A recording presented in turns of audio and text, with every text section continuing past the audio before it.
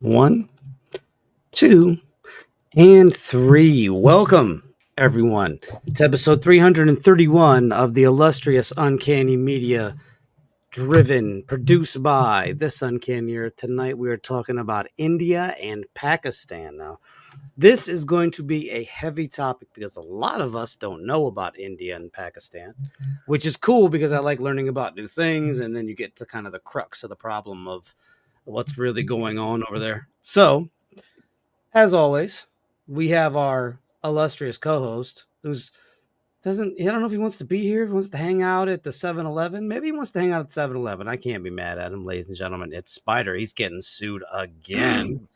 And of course, Yeah. underneath us, we have the young college upstart here with his Yep. fancy blue shirt on and looking ready to Yeah.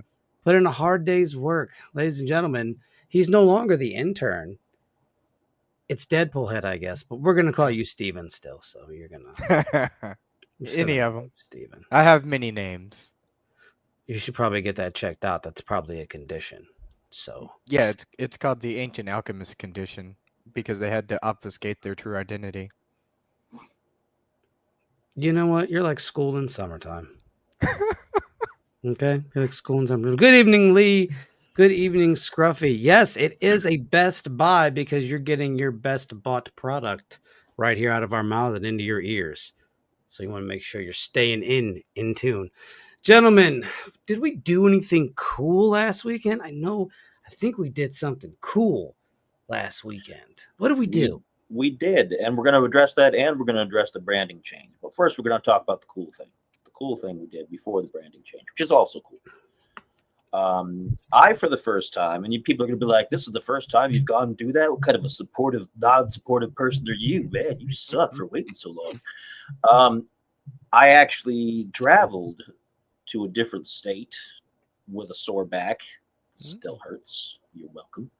To see that man over there do a presentation on the Giants in blisteringly hot weather. So hot. In what was basically a tent of a building. Yeah. While hauling two small children with their eyes wide and their fingers tapping because they were partially interested and partially bored and partially crazy children. My son was into it. He was legit into it. And I was like, okay. Yeah, that's good. I loved it. That made my day. That made my life, really, right there. Like seeing my daughter still has an issue sitting still for things like that. Like it's fine. She's a fidgety. She's got a lot of energy, as you noticed. Like she does. Has a lot of energy. She got that Bob Evans in her, boy, and I thought she was going to blow the roof off the place. But the kids went with us. We had a good time. We just hung out like old times on a long trip, which was good. So anybody out there who thinks there are any cracks developing in the Uncanny team, you should probably think again. You're on one side. I'm on the other. Yeah, do the other one. There. Like over there somewhere. No, I'd have to go over here. I don't know what's going on at this point. No, I'm kidding. I'm not doing that. Yeah, that was just a cheap. You know what that was? I saw what you did. You were just trying to increase our viewership because you wanted me to flex. Nice job. Wanted. Now we're gonna go up in this. Yep. I'm not an object, okay? I'm not a piece of meat, you know. There's a brain in here, you know. Eyes up here, guys. Eyes up here. Eyes up here. So that was a good time, and we're looking forward to that opening some doors and things in the near future. And it kind of did. Kind of did.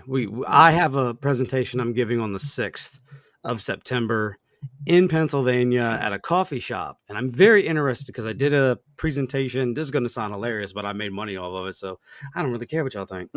I did a presentation at the Denny's. Yeah, your boy did it at the Denny's. I didn't eat nothing. I was like, I'm not hungry.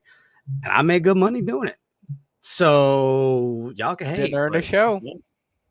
But yeah, that's probably what I'll we'll do. I'm hoping that he can come along, and I'm gonna see if our other good friend will go, and we'll have a little just a little trip between the guys, just doing the things. Maybe stopping and sampling some whiskeys and Rubens, eating Rubens. That's a Reuben and a bourbon. So, but yes, we had a good time. I got to present. And they liked it, and it was so hot. It was so hot, and Katie and her dad and all them were wearing pants, and I'm like, oh, it's gotta be so hot. It's so hot. You were wearing pants. Well, yeah, I always wear He was pants. wearing pants, and he was getting a little. You could tell that the pain was getting him a little irritated. Yeah, it's still. I don't know if it's going to get any better, but that's something we'll have to talk about later because it's just I'm getting old and my back hurts. You're talking to somebody who understands 100%. So yeah, I get it. So, the next item, real quick, not to push the show too far out of bounds here, you will notice that the branding of the show has changed. It is Uncanny Media rather than whatever it was before with that madness stuff, which was fun for a while. But I am getting sued over that, hilariously. I hope the lawyers are watching. But in the meantime, we're moving on from old things, moving completely on to new things. And the website is the same exact website. It's just a new domain, uncannymedia.net. Same great stuff. Everything's good. The shop is the same shop with a different name. It's theuncannyshop.com. And you can still get the great t-shirts. You can still get all the great stuff you want there from us. Everything's going to be awesome. Uncanny Media is the future. And it is already becoming more popular than what the last branding was, which is kind of funny to me if you have any idea, which most of you don't, but it's very hilarious. So anyway, the pettiness was real. The pettiness was real. Petty LaBelle. Even in my victory, the pettiness remains. But other than that, like I said, just make sure that you're checking your links, double check them. Better check those links, links, or you're getting. Is that like fired. Deals? Is that like you deals? Get fired if you don't share those links. Is that like deals? It's better than deals. No, nothing's better than deals. Lies. But nothing's again, better than deals. I like uncannymedia.net and the new shop, theuncannyshop.com. Theuncannyshop.com. So double check those. Make sure you're visiting. Make sure you're watching. You share with your friends. Tell everybody you know. We're awesome. We're getting bigger. I'm literally getting bigger because I'm getting to be a fat guy. Yeah. And we're moving into the future with clear purpose, authenticity, and we're becoming unstoppable. That's it. And if you don't like, we have 2 words for you. You better. Anyways, we don't get sued by WWF, whatever. Either one. LMNOP. We can talk to you about that later, James. Get with us and we will figure something out. Today we're going to be talking about Pakistan and India. Now, I came to this conclusion while we were having a Uncanny meeting. And I said to the 2 fellas, I go, do you guys know much about this whole conflict? And it's pretty serious. Like, this conflict is probably one of the most serious conflicts on Earth because these people hate each other. They have a general... Time, right? They have a we thought it was ancient, but no, because really? Yeah, Pakistan wasn't really a country until 1947, so it's not as ancient. It's not as ancient. Regional stuff has carried forward, but I'll get into probably some of that part, but for the most part, it's very small skirmishes. It's not enough to where, and it's really not the fact that it's 2 people who don't like each other, because 2 people that don't like each other. We have that. We have countries like that. But the key concept of all this is that it's a nuclear powered country. Both have around 180 nuclear warheads. Why you need that many is positively beyond me. Beyond the why. Like, it's overkill at that point, right? Do you need that many? Well, it's better to have them, I guess, and need them than not. I don't know. But so they both have a very tumultuous past, and they have a high disdain for one another that sometimes, like we said, borders into hatred and violence. But tonight, we're going to be talking about it in terms of teaching you guys, because I don't remember. The only thing I remember from this whole thing was turning off the internet. I remember that. I remember that 100%. I remember turning off the internet, but that's it. I don't remember a lot of the skirmishes that happened. So we'll stop it for a second here, and I'll ask you this before I jump into this. We'll start with Steven. What do you know before this topic came up? What did you know about India and Pakistan's heated hatred for each other?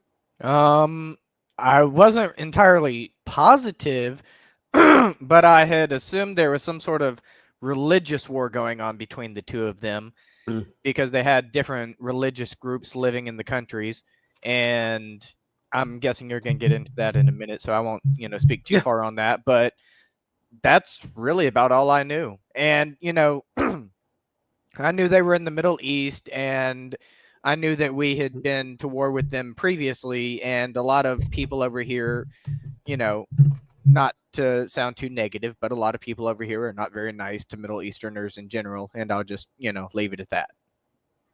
Okay. All right. Spider, what did you know about the conflict before we did the show tonight? There's a lot to it, which we are going to get into, so I don't want to jump the gun on any of it. Stephen was correct in that part of it is religious conflict between the Hindus, which is becoming the nationalized religion of India, and the Muslims, which is the lead religion in Pakistan. And historically, things have gone back and forth between them. They've gotten along, they've had conflicts, they've had different things. And it's one of those things that, while it's not the main focus of the actual political conflicts, the issue is that for these countries, if you're a Muslim country, Islam is part of your politics. There's no way around it. Yep. Whereas Hinduism isn't necessarily a part of politics, but it became more and more so over time. And it exacerbated the cracks and the issues between the two.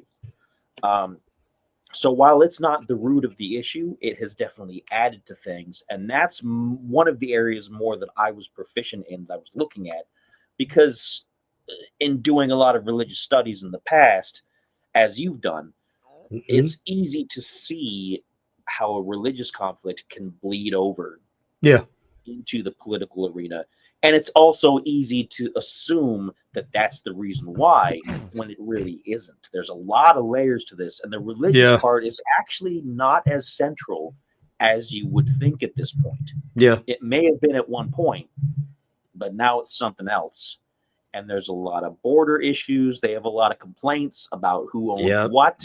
Yep. There's a lot of territory stuff. There was a story a few years back, and I wish I remembered the exact details, about one of them just running in and just scooping up a bit of it, just taking it, just moving in with some military and be like, we own this spot now. And then the other side was like, no, you don't. And I don't know. I doubt it ever got resolved, because things between them don't get resolved. No. So, but that was the bulk of my thoughts on it at the time. So I'm eager to hear more that you've got for us. So let's start off with some statistics, because I feel like that is a way to understand the severity of the situation. So Pakistan is home to 255 million people. And as we've discussed, its majority of citizens are of the Islamic faith.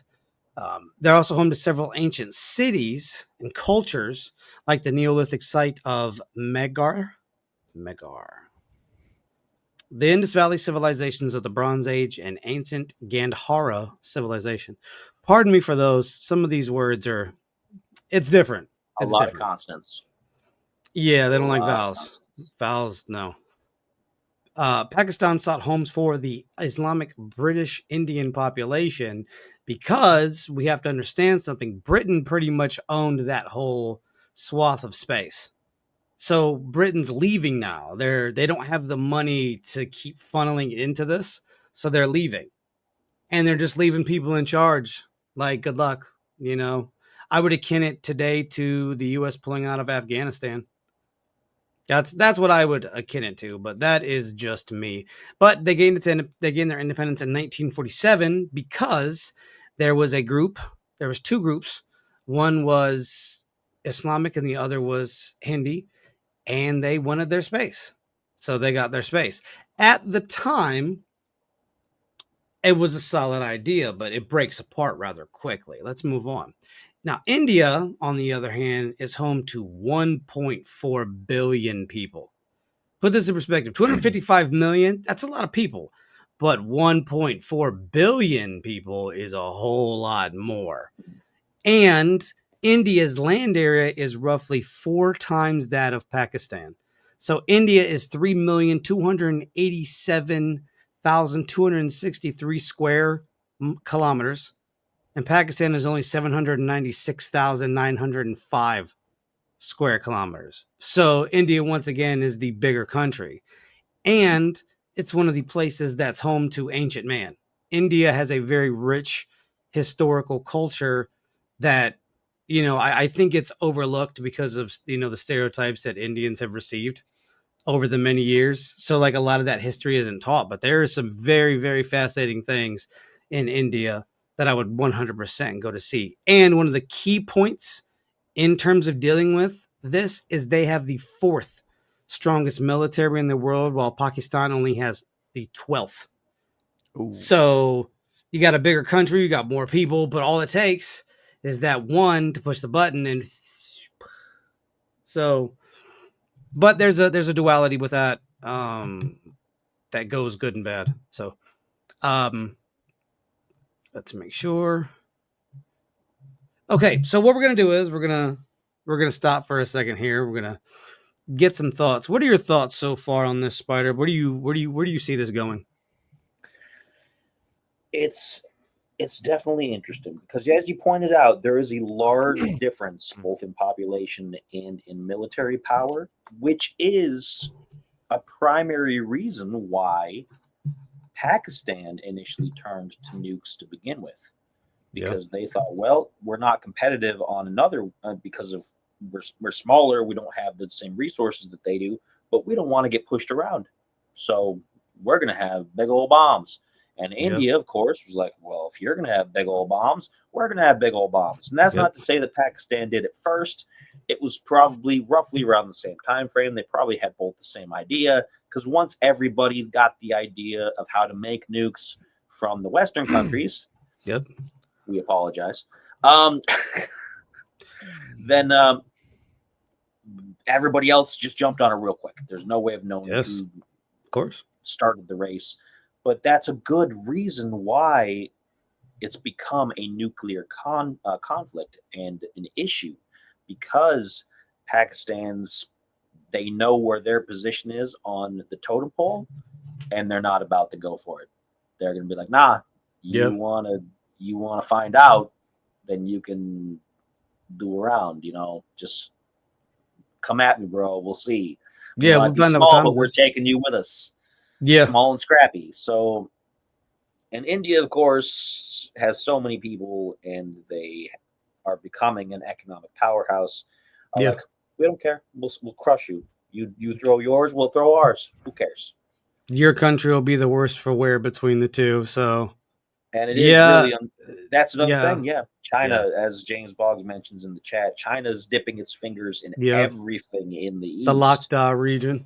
They have taken over the Lakhdar region. So they're trying to push into. I mean, once again, you have a giant superpower in China. So I mean, it's like you have these two countries, and India in and of itself is a subcontinent. So the two probably biggest populated countries going to war, and China definitely has nukes like that. That's something we already know that. Like, I mean, there's no question. Yeah, no doubt. All of the countries on that part of the world, all the big ones have them. It's just they're not always threatening to use them. Right. But again, there's so many layers and parts to it that, but the big point is that if you're a little guy surrounded by big fish, you want the biggest deterrent that you can get. And that's why Pakistan turned to the nukes to begin with. And whether they did it first or they felt they were being aggressed with somebody else's nukes, who knows? But that's part of the idea. That's part of the headspace. Deadpool, thoughts so far? So you said there was like a cross-border skirmish, right? Yes, there's been plenty. And okay, my question is, do we know who started the first skirmish at the border? Sometimes it's India, sometimes it's Pakistan. Yeah, so like it's complicated on that end. And then my research says that Pakistan denies direct involvement, even though many attackers have been traced back to Pakistani soil.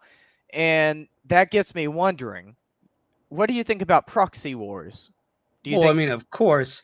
But that's what I'm getting at. Like, do you think it might be some sort of proxy war? And since the Pakistani government denies any direct involvement, but they've traced it back to Pakistani soil, is it possible that someone has hired Pakistani mercenaries to get this whole thing going? You know, I actually thought of this too, not in that term, but in the idea that it's just somebody like BlackRock or Vanguard Group doing something of similar stature and nature. Yeah, that's what I was getting But at. as we move along, I don't think it's this isn't something to me that screams conspiracy theory at all. And we'll find out why as we progress further into what we're going to be talking about. So good point.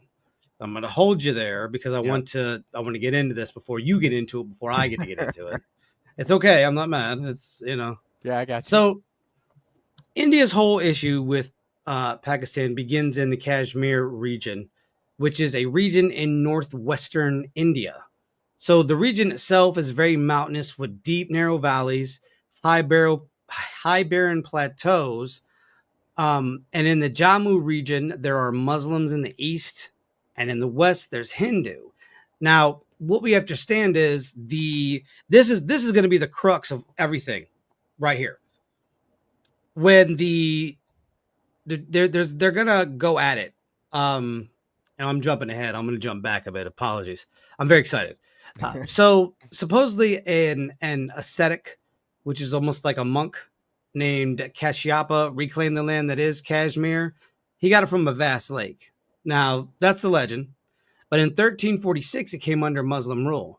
And in 1819, that rule was ended when it was annexed to the Sikh kingdom of Punjab, which will then later become part of India. And so basically it falls under Indian rule. Now in 1947, after British rule abandoned Kashmir, Pakistan and India agreed to partition the Indian subcontinent. Now this is where it goes south really quick. Now they were given a chance to opt for Pakistan, India, or remain independent. Hari Singh, who was the Maharaja of Kashmir at the time, tried stalling the issue. However, he would get caught in a series of events that would lead to an Islamic revolution, and he would then sign an instrument of accession to the Indian Union in October 1947, meaning that India had a part of Kashmir. Now, the thing to note is that the localized warfare was still going on in 48. Started in 47 and went to 48, but it didn't last. And that's the thing that you're going to understand about India and Pakistan. It's just little picks. Nobody wants to push the button. They just pick at each other. It looks like, from what I notice a lot of the time, it's just them going back and forth. Somebody does something, somebody retaliates, somebody stops. Well, the United States actually had a hand in that in the ceasefire of... No, I messed up. Sorry. It was the United Nations that actually ended the first ceasefire in 1949. And like I said, Kashmir has a Muslim majority, and they had that before 1947.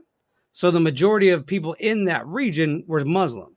So it would make sense that they would want to be part of a Muslim nation because they're Muslims themselves. They're not going to want to be part of a Hindu nation because that doesn't have the same laws and values and things like that. Now, the division is where everything goes to absolute anarchy. So the Pakistani territory that was given to Pakistan, it's inaccessible, it's thinly populated, and it's economically underdeveloped. Now, on the other hand, the Vale of Kashmir, which is situated in Indian territory, is richer, it's more useful, there's more land, but it's in the Indian part. And it's known to house the most people in Kashmir. So Kashmir is kind of like India wasn't cool about splitting Kashmir up the proper way it probably should have. And so Pakistan now feels that you guys cheated us. And so we don't like that. We can't take you to full on war because your country is too big and you would stomp us into the dirt, but we can pick at you. We can pick at you here. We'll pick at you there. Now we got nukes. So what do you want to do about it? And they still pick back and forth. Now in 1965, India and Pakistan are at it again. And another ceasefire is made in 1966. This would be the one the U.S. Had an involvement in. Now, in 2019, a suicide bomber ended up killing 40 members of India's Central Reserve Police Force. This ends up causing these small skirmishes to start popping back up. Like I said, it's very back and forth, tit for tat fighting. On May 7th, India launched strikes on several sites in Pakistan, and Pakistan controlled Kashmir. So now they're just, like I said, back and forth. And this was due to suspending the Indus Waters Treaty. Now, this was a treaty that gave water rights in the Indus Valley. Pakistan gets the western rivers, and the eastern ones go to India. Now, in retaliation, Pakistan threatened to suspend all bilateral agreements. So basically, we can go to war if we want to. We don't have to abide by anything. And this included the Simla Agreement, which is an agreement to respect sovereignty and territorial integrity between both nations. Now, in August of 2019, this is something that was disgusting. All right. This was I don't know if you'd call it a war crime, but it very much was stifling. But Prime Minister Narendra Modi's government actually cut off communications with Kashmir and the rest of the world. They literally turned their internet off. And if they didn't turn it off, they would throttle the connection so far down, nothing's getting through. You're getting 2G at best. And you know how 2G is now. It's not, So they basically shut it off. And while the Indian Supreme Court ruled that was illegal, they got around the loophole by just going ahead and throttling services and basically cutting communications. This part of this, I remember this. I remember being like, whoa, this dude's a real prick. And they go on to say that the reason they do this is security checks. But I mean, come on, that's, they claim national security, right? I don't think people understand. If that was the case, the U.S. would be turning off the internet all the time. Like, they can do anything with. Does anybody not understand the internet in the United States? I mean, that's probably why they're like, turn the internet off. We don't need no memes.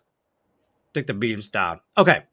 So far we have all of this going on, and it's so much more, but I had to pull what I could pull for us not to go off on tangents.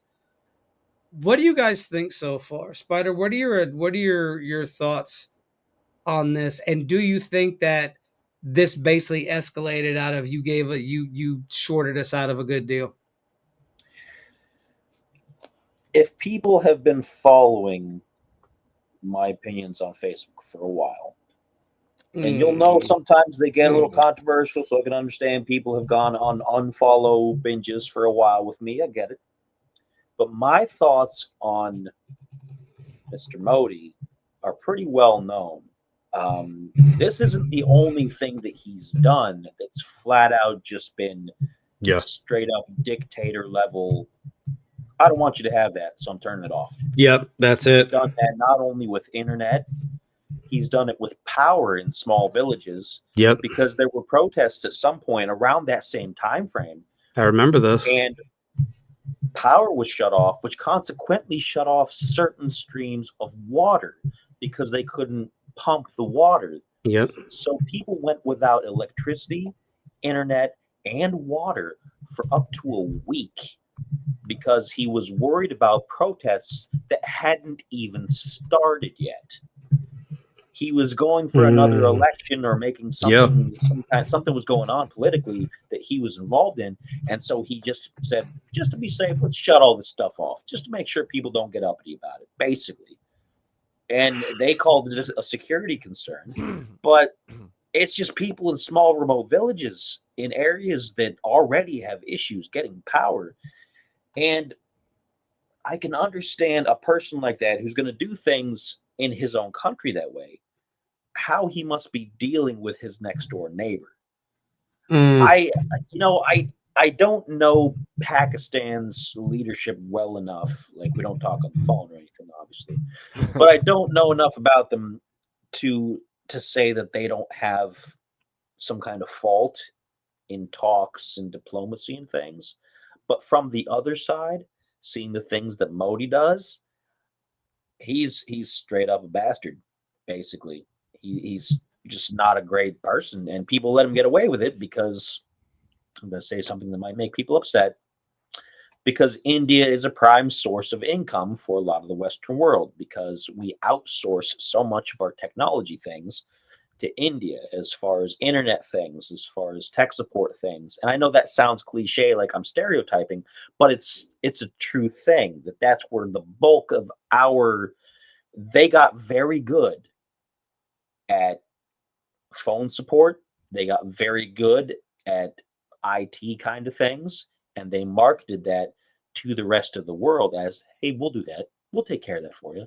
We'll do all that. Just pay us money to do it. We'll do it for you." And that's why every single time, most of the time, you have to call tech support for anything, it's generally somebody from that part of the world. To be fair, though, Pakistan is even fighting back in that area because Pakistan set up its own phone centers. And now you might get somebody in Pakistan, which is, I'm not complaining about why can't they speak English. I'm just saying that it's interesting We that you canceled. get one and now you get the other because it's a tit for tat. It's, oh, you're going to do that for business? Well, now we're going to do it. We're going to take money out of your pockets by doing the phone support things. And under the Modi leadership, he's begun kind of nationalizing Hinduism as a religion, which is where those minor religious kind of scuffles become more of a direct, like, Yeah. this is the country's religion now. And if you don't like it, well, that's tough for you. Now, on the other side of the coin, you go to places like Saudi Arabia, you go to Afghanistan, you go to Syria, a lot of these other places that are Muslim majority. And you can say, well, it's only fair. They do the same things there to the other religions, which does happen in that part of the world, but it doesn't make it correct. When people in this country are like, oh, well, everybody in the country should be Christian, I'm not upset with people who are Christian or who have religious beliefs, but I'm definitely not going to be one myself. That's just how it is. No one religion should be this is the one. Soapboxing here, I know. If you're They going to all have a work free together. society, you should all have the options, right? You should Yeah. all have an option. And unfortunately, in that part of the world, that's what they do. They say this is our religion, and if you don't like it, then you can either leave or we can start cutting off parts of your body. And sometimes the option to leave isn't there. It's just go straight to cutting off parts of your body. Now, I don't know how bad Hindus treat other people because I've never been. I know Hinduism on a certain level, but I don't know it enough to be like, how badly do they treat people from other religions? It's kind of a unique area here where they're aggressive with Islam. So, and I've kind of hijacked everything a little bit with all that because that was a lot. But it is making the conflict worse because if India is becoming a more nationalized Hindu religion as opposed to other things, it again puts those folks on a defensive. And if your next door neighbor is the other religion that's a minority in your country, but now they're a majority in their country, they're understandably going to be a little bit upset because they're going to wonder if you're going to start pushing on them. They're going to wonder if you're going to start discriminating against them if yours is the different from what they are, if you're doing it in your own country. So, not a big fan of Modi. He's made the thing worse, to be honest. And he's gotten himself voted in multiple times. He's got kind of a Putin thing going where he always seems to win for some reason. You know, he's always elected every single time in a weird twist of fate. Not that I'm claiming anything, but I might be. Fair enough. Fair enough. And you wouldn't be wrong. Very cold of personality type with Modi and Putin, to be quite frank. But I think, too, what you're seeing is a man who will win it at any cost. He don't care about those people. And I think when you have, and you know, here's the thing. We like to look at that kind of thing and say that's wrong, that's terrible, you shouldn't be doing that. And we're looking at it through a lens of like, I wish our government would try some shit like that. I bet last time you do that. But what we have to remember too is that it's a different way of life over there. We tend to look at things from a very United States of America point of view. But we have to look at it through the eyes of the Indian people and the Pakistani people and be like, okay, how do y'all view this? Well, I don't want our internet turned off, but it's not like they know freedom like we know freedom. So they're like, they don't have the idea that, hey, we can just go fuck the government up because we did this shit, right? Everybody likes to sorry, my language. We're cussing up the storm tonight. Everybody likes to always be like, yeah, you guys, this, that, and the third about America. We threw tea in the harbor. Like, we don't care. Like, we do not care about doing the stupidest possible thing. We're petty. We're a very petty country. So we look at it from like, yeah, you shouldn't do that. That's not right. They look at it from like, but now we pay taxes on everything. Yeah, it really went full circle, didn't That's it? the whole thing, but I'm not getting into it. But personally, I think the land deal alone, I think, is what it soured it. You know, India was already an established nation, pretty much by that time, and here comes Pakistan, and they're like, hey, we want to come hang out with you, but we don't. We want to be. And to be honest, I think Kashmir would have been better independent. Because as its own country, it would have been a lot better. You could have had kind of like, not to interrupt you while you're on a roll there. Please. It's kind of like the situation with Tibet. Yeah, in China. That Tibet, there's no real, like, what are you going to gain by saying, we own Tibet? It's only because it's a place of spirituality and they don't agree with the communism. So you want it under your thumb because you don't want them to say bad things and to spread the free thought. But Tibet is not a country people go to be political firebrands or to do the highest technology or to develop large families. You go there for a specific spiritual reason. Just like Kashmir, you go there because it's great land. Yeah, it's there's benefits to going there, but there's not. And it's being blurred, like the lines for it are being blurred. And I feel like the area at some point is going to get damaged in some way to a point that it's going to be useless to both sides almost, because one side or the other is just going to end up being, hey, if we can't have it, then we don't want you to have it either because the place is great. So we don't want you to have it. So, it's people get up into their political feelings about things and their nationalism and their we are who we are and you are who you are, and there's no talking them out of it. And that's at the point that we're at. There's no changing minds. There's no way to tell one side that, well, maybe you could kind of tone it down a bit. It's just not going to happen. No, it's a very soured land deal. To be like, once again, to put that out there, Steven, I'll ask you the same question. What do you think so far about this exchange, and like, where do you see this going? Do you think nuclear war could happen?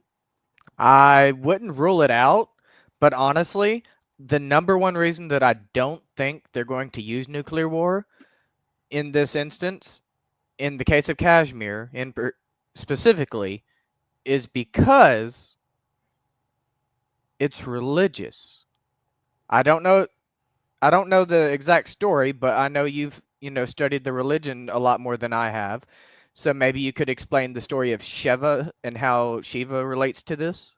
I am not going to lie to you. I'm not well versed in Hinduism. Okay, I'll actually look into that on my own for the show tomorrow. Please listen and then enlighten me, because I always want to know. Because I basically what I was getting at is I had heard that Shiva was somehow related to this land in Kashmir, and it's also on an ancient fault line, and nearby is Mount Sinai. Like, there's a lot of religious stuff in this area. Well, I knew that like the Himalayas and stuff border that as well, which is a key mountain range. because there's a lot of spiritualism that's based in the Himalayas, And right? that's like the part I'm focused on. I find it very Right, interesting with right. all this religious, Of course. stories centered around this land. And I wonder if maybe that's why they haven't already gone to nuclear war. That's always a key thing. But I think at the end of the day, the reason a lot of people will not push that button is because of mutually assured destruction. Yeah. So, yeah, I got the first one, but that's it.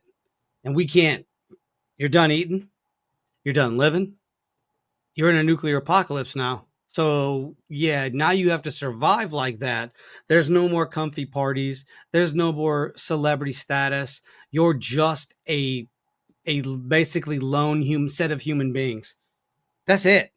So the comfortability of life is why people don't push that button. However, you could get some very fringe activities to happen and situate yourself in that regard and cause it to happen. But before we jump into that, I want to get into the nuclear aspect of this because I think it's very important for us to understand what the heck could happen if this thing goes all the way. In 74, India becomes a nuclear power, while it wasn't until 88 when Pakistan became one. Now, like I said before, it's proposed they both have around 180 nukes apiece, roughly. India has about 10 more with 180, and Pakistan has about 170. But I looked up another report, and that report told me that they're about even. Now, for a smaller country to have that many warheads, you have to understand where the pipeline is coming from. It could be piped in from China. It could be piped in from any of the Afghanistan, Kyrgyzstan, Kazakhstan, any of those places. Because once the Soviet Union broke up, it broke up into little different chunks, and a lot of them are Muslim majority places. So, they're getting more in. India declared a no first policy. So what a no first policy is, we'll do everything in our power as long as it's not a threat to us as a whole, and we won't launch it. But in 2019, they reconsidered it. Pakistan has never declared such a policy, but would prefer smaller nuclear exchanges to destabilize the region. So if they could hit small ports and things like that with a much smaller nuclear weapon, that's the one thing I could see. If they find a way to miniaturize nuclear explosions, that could be a problem. Basically like in Fallout, if we're gonna get the mini nuke that shoots mini nuclear bombs. I don't think it could happen, but you can't put it past people that want to kill each other. So, but that's that on the nuclear aspect front. What are your thoughts, both of you, on the nuclear aspect of both India and Pakistan? And I'll even throw this one out as a little conspiracy thing. Do you think India has used nuclear weapons before, and why is Rajasthan still emitting radioactivity after thousands of years?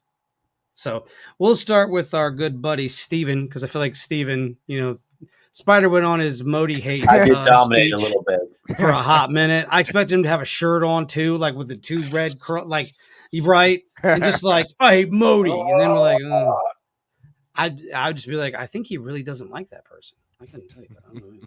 Anyway, Steven, thoughts?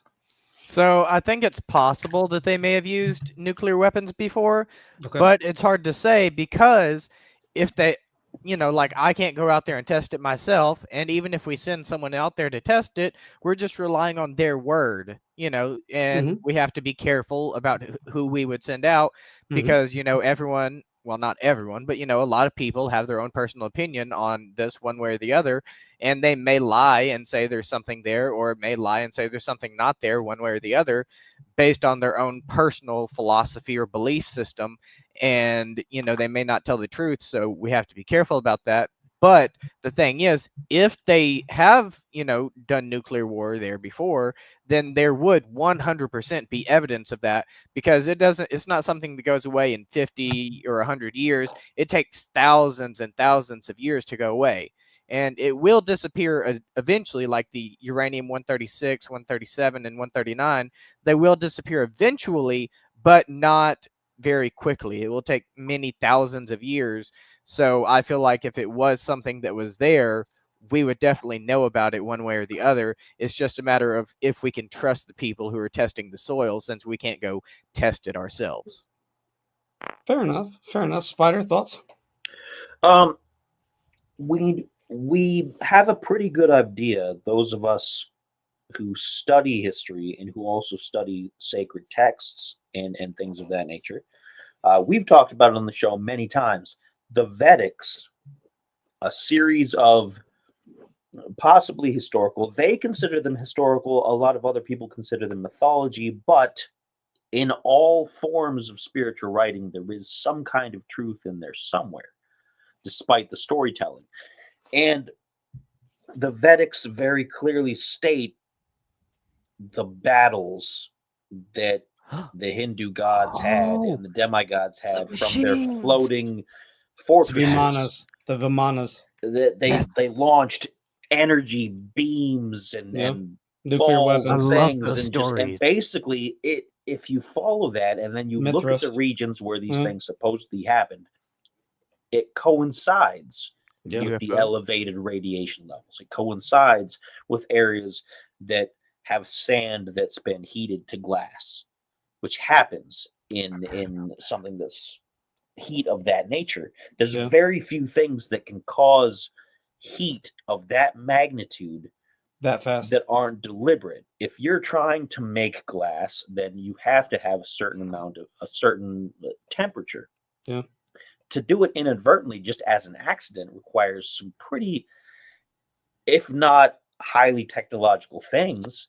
Yes. It requires meteors or asteroids or different things, and not a lot of the evidence of that is out there. So what's the one thread that you can pull together from that? The Vedics say there was a war. They say there were ancient battles in the past, and you can follow one to the other. Now, can we prove that? Difficult to say. We have not found the archaeological evidence just yet. What But about it's the a uranium? pretty, we do find stuff. Mm. We do find, I think just the fact that there are the stories and the fact that the sand is glass, you can make some connective leaps. But there's that missing little bit in between that's absolute proof Mm-hmm. that we don't course. have yet. Yep. And could that happen again? It depends on who you get in power and what their mindset is. To this point, the people who've been in charge have always kind of hovered over the button, but they've had enough common sense to be like, okay, if we do this, it's going to be bad for both of us. It's going There's to no hit going us as bad back. as them. So we're going to threaten. We're definitely going to threaten. And we're going to show pictures of us with our fingers over the button going like, just waiting on our social media, Instagram pictures like, hey, I got my finger over the button. But we're not going to do it. I'm gonna turn the key. We just want to let them know we can. You know, it's funny. Even Modi, I'm going to let you go ahead in a second. Even Modi, I don't think is quite that crazy. I don't think he's crazy. I think he's kind Eccentric. of a jerk, but I don't think he's crazy. I think he does want what's best for his country from his opinion, which is still dangerous, but I don't think he's crazy enough to just be like, yeah, well, screw you guys, hit that button. But all it's going to take is one person on either side in the future to get to the point where we'll be like, you know what, I'm tired of this. I don't like those guys. Screw them. Bam. We're done. Boom. Bam, boom, And bam. that could happen. So I think the potentials are alarming. And there is a lot from that region that would be problematic if that happened and if the entire region ended up being basically a nuclear wasteland. Like a lot of our spices come from that area. Yeah. We get a lot of clothes I don't want beans on from toast. that area. We get so many things that you don't think about. Like read the labels of some of the foods you get and some of the clothes you get. See what comes from Bangladesh. See what comes from all these places. And you might think, oh, well, I could do without some spice for a while. I cannot. Okay. I cannot. But, can you do without cheap clothing? And when I say cheap, I mean not like the difference between going to Walmart for a basic t-shirt and going to Blossom in Cuyahoga Falls is buying a concert shirt the next time Tool comes to town, because you're spending like $10 for a shirt at Walmart, and you're spending $40 for a shirt that says Tool on it. Or buying a shirt from Saks Fifth Ave. It's the same thing. Right. It's right. And people are going to say, well, why are we outsourcing cheap shirts to India? That gets into an entirely different conversation about global economics. We can't get into that. Let's roll this bean footage back a second, because we are going into some tangents. I'm going too far, and I know that. You're going hard tonight. I like it. I appreciate it. It's interconnected, is what it is, and that's where all the issues is. It's just it's so interconnected, and you don't think about it until you're confronted with it. Okay, so we're about out of time, but I want to get part 2. No part 2. No part 2. No, because it's not as intricate as I thought it was going to be, and that's not in a bad way. They basically don't like each other because somebody didn't give the other person a good chunk of land that they could have survived on. Understandably so. That would make me a little mad too. I mean, I'm just a fledgling nation. I'm trying to start. But I think the best thing for it would have been James. Sorry. Kashmir. Kashmir, I think, would have been oh no, that's not true. That Moses did not rebirth an entire civilization. I can get into that at some other point. Yeah, my bad. Yeah, Noah. Yeah. Yeah, Noah. Sorry. Oh, you're very welcome. I'm still learning. What is your insane conspiracy theory regarding this Let me get event? My tinfoil. Yeah, put it on. We will start with Steven, because I know he's got a good one. I've actually got 2. Nope, you get one pick. Okay. I choose Jesus. There is a theory that there was a person who came there. They called him Yusuf, and they believe that he may have actually been Jesus. And the funny thing, well, not funny, but the strange thing is they actually do have a tomb in this area, and they claim that it might actually be Jesus's tomb, and he may have actually died of old age. There are stories. Yeah. There are that's stories. actually one of the things I'm looking deeper into tomorrow. He did travel during the time between when he was younger in his adulthood, because there was a gap in the biblical record, and it said he went abroad to learn. He might have learned in the East.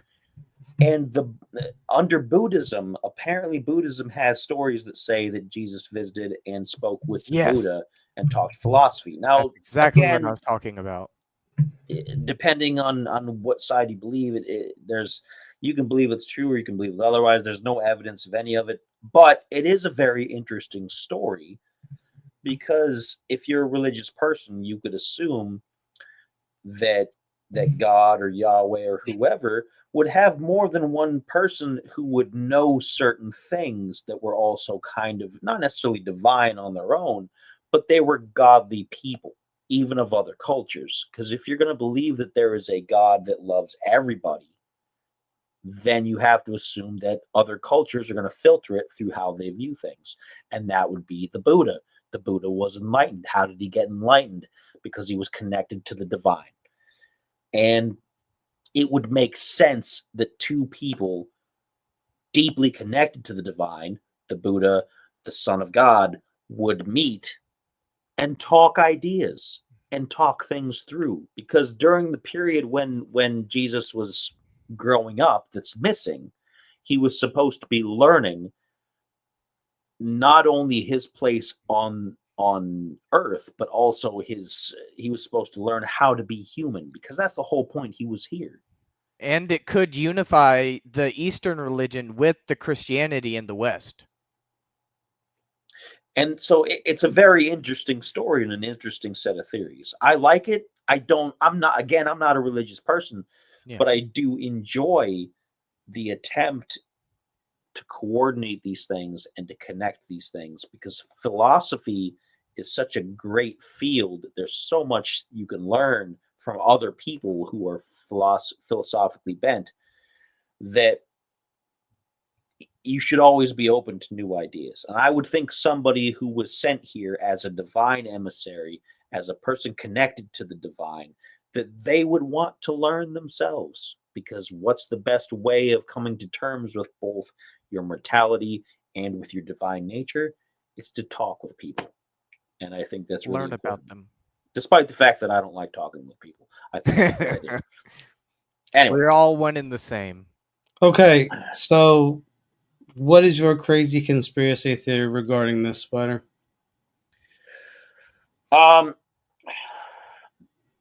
Based on what Steven just said, or just the whole conflict? Just what would be your conspiracy theory for this? The conflict. I feel like modern Indian leadership is moving to a point where they want to be a superpower, and the best way to become a superpower is to take out somebody next door. And they don't want to use the nukes, but they do want to be the person that said, hey, they shot first, and they want to look good on the global stage. And I think India's leadership, not the citizens, of course, but I think their leadership under Modi has gotten to a point where, in order to look as legitimate and as like, hey, we're just like you guys, we're big kids on the block, we know what we're doing, you're going to respect us just like everybody else, against China, against the West, against all these other countries that have all this influence.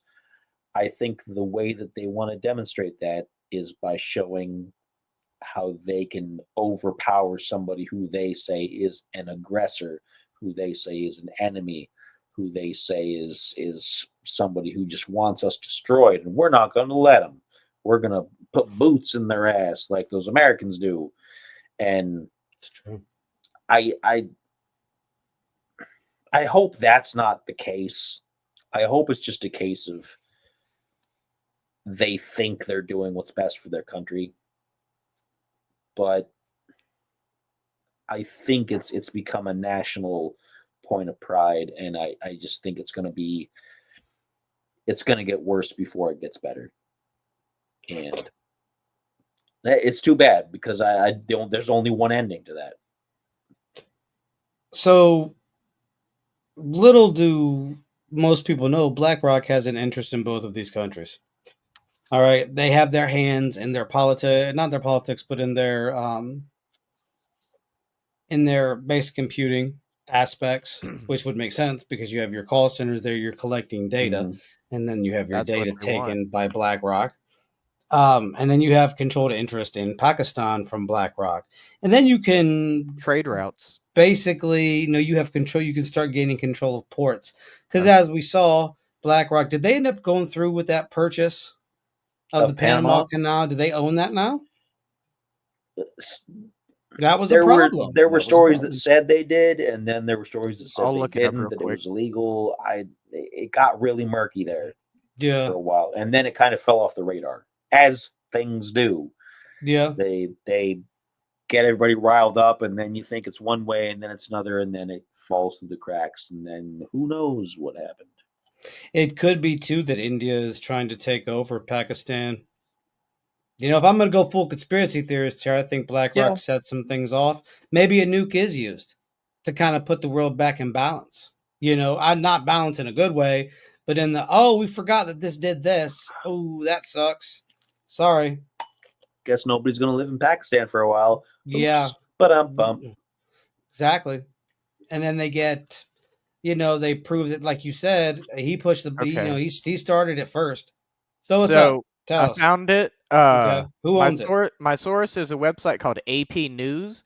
Okay. And they say in March 2025, a consortium led by BlackRock, including Global Infrastructure Partners and Terminal Investment Limited, MSC, agreed to buy an approximately 80 to 90% stake in Panama Ports Company, the units operating Balboa and Cristobal ports, part of CK Hutchison's global ports network, valued around $22.8 to $23 billion. And this gives them control over the ports at both ends of the canal, but not control of the canal waterway or its locks. Okay. So they just own it, but they can't operate it how they want to operate it. That's kind of funny. But that's good because you don't want them to do Yeah. that, because if they can do that, then they can, looks like you couldn't get through today. That'll be an extra 15 million. Sorry Yeah. about your luck, Buckarooski. Mm. Thank you for that. Anyways, our time here has officially come to an end, but I want to thank my two co-hosts, Steven, who's not an intern, which I got to get used to this, and of course, Spider, who's going to be on in probably 20 minutes, maybe a little bit later, to put that stream on. What are we streaming tonight, big dog? Probably some more of the new recently released RoboCop Unfinished Business. It's a standalone expansion for the Rogue City game, and Nice. it's fun. It's basically going floor by floor through a building and shooting people. Excellent. Murphy. All right. Thank you, James. Deadpool, what do you got coming up? You doing anything with your streams, or what's going on? You focused on that college routine. Huh? You're like, I'm going focused to on the college right now, and I'm also focused on writing my book and building a website. Awesome. Send me your PS5. Excellent. Anyways, I want to play Black Myth Wukong. Yep. It's coming to Xbox, which I'm excited for because I'm an Elden Ring fan, and I've been playing the heck out of Elden Ring. August, I think. Is that right? Do you remember? Yes. Excited. Helldivers 2 also. We should Spider-Man. We should all be playing Helldivers. I'd be willing to play that. Yeah, we should do cross that. console now, isn't it? Yeah, because it'll be it's basically very soon. Starship Troopers. Yeah, I would love a Starship. A lot of Troopers stuff comes game. out. Because I actually there is one. I know, but it's Helldivers 2 a long Yeah, time it's ago, not but great, never but- got around to playing it because I didn't want to play it by myself and I didn't want to play it with random people. Yeah, we'd play. That'd be fun. We'll we could set stream something that. up. We'll Yeah, figure it out. Once it comes out. Community Tonight. gaming. and Civ It's 6. on the list. And Civ 6. I Yeah. don't have no idea what I'm doing, but that's fine. Yes, Up and build me a little empire. that'll be fun. Anyways, that is enough for us tonight. I hope you all enjoyed the topic, India and Pakistan. Do me a favor, please go research this stuff on your own. It is very important to stay abreast of the current events that we are going through, living through, and are in at this day and age. Like I said, I want to thank my co-host, Steven, and my co-host, Spider, for another fantastic episode of This Uncanny Earth. Please head on over to the brand new But website. still the same. And better, theuncannymedia.net. That's home for everything uncanny, your mama and your granny. So, for me, for Spider, for Steven, who's not an grown-up. intern anymore. It's killing me. Steven the grown-up. Steven, the grown big guy. He's not a The little Billy adult. baby man. He's not a little Billy baby man No, anymore. he's a little Billy grown-up man. All right, you guys have a good night. We're out. Later.